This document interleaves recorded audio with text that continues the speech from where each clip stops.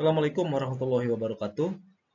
Bagaimana pengolahan hasil asesmen ya di dalam kurikulum Merdeka? Kita lihat misalkan ini sebagai contoh misalkan ya. Contoh didapatkan hasil nilai sumatif sebagai berikut ya. Kita ambil contoh misalkan salah satu nama peserta misalkan katakanlah Edo gitu ya. Ini dalam satu pelajaran ya. Ini terdiri dari 4 kali tes sumatif, artinya 4 kali dalam tes begitu ya. Dalam tes per tujuan pembelajaran. Di sini misalkan tujuan pembelajaran 1 itu tes sumatif 1 dapat nilainya 85. Kemudian untuk sumatif 2 dapatkan nilainya 83, kemudian sumatif 3 dapat nilai 60 dan sumatif yang keempat ini dapat nilai 84 ya. Kemudian nilai akhir sumatifnya atau rata-ratanya dari sumatif 1, 2, 3 dan 4 ini dirata-ratakan ternyata dapatkan hasilnya sebesar 78.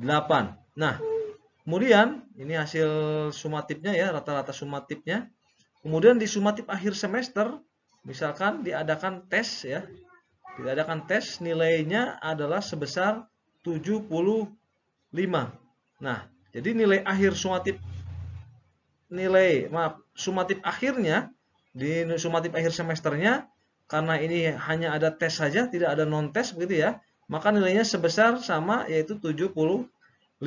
Nah, kemudian nilai rapotnya untuk nilai rapot peserta didik yang bernama Edo tadi itu jika pembobotannya dianggap 50-50% begitu ya, dianggap sama bobotnya, maka rata-rata sumatif 78 ditambah dengan nilai sumatif akhir semester 75 dibagi 2. Hasilnya sebesar 76,5. Nah, terkait dengan pembobotan ini ya, ini hanya contoh misalkan 50% 50%. Untuk pembobotan seperti apa? Maka ini ditentukan oleh satuan pendidikan, begitu ya. Nah, baik. Kemudian, Pak Ibu, misalkan didapatkan data kualitatif pada hasil asesmen formatif. Masih siswa yang bernama Edo tadi, misalkan di sini ada 3 nilai formatif ya. Ada formatif 2, formatif 1 dan formatif ke-7. Misalkan Edo ini didapatkan hasil formatif 2-nya berupa deskripsi ya, melakukan pembulatan dengan bantuan ya, ada kata kuncinya ya. Jadi masih dengan bantuan. Kemudian di formatif 1 misalkan perlu pendampingan untuk mengukur panjang dengan penggaris.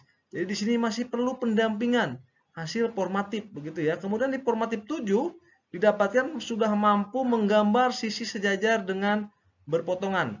Nah, hasil formatif ini akan berguna juga bagi kita selain untuk perbaikan pembelajaran ya, nilai formatif ini juga bisa kita gunakan untuk deskripsi di rapot nanti. Sebagai contoh seperti ini misalkan. Nah, ini di penyajian data dalam laporan ya, masih yang Edo tadi sumatifnya 85, kemudian sumatif 1 85, sumatif 2 83 tadi dan seterusnya sehingga didapatkan hasil nilai rapot akhir yaitu sebesar 76,5. Nah, 76,5 ini di sini di nilai rapot ya, pelajaran tertentu misalkan nih 76,5, maka deskripsinya bisa kita jumlahkan, bisa kita tambahkan yang sudah baik begitu ya, atau ini sudah di formatif itu sudah baik yang diperoleh oleh peserta didik bernama Edo ini, misalkan di atas disimpan yang sudah bagus, mampu melakukan penjumlahan pengurangan. Artinya ini sudah mampu dalam melakukan penjumlahan dan pengurangan. Nah, yang di bawah ini yang masih perlu dikembangkan atau didampingi begitu ya, dari hasil formatif tadi. Di sini didapatkan formatif 1 bahwa Edo ini masih perlu pendampingan dalam pengukuran panjang menggunakan penggaris. Di sini bisa dicatatkan di dalam deskripsi rapot nilai rapot pelajaran tersebut ya. Demikian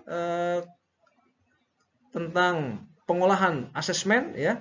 Terima kasih. Assalamualaikum warahmatullahi wabarakatuh.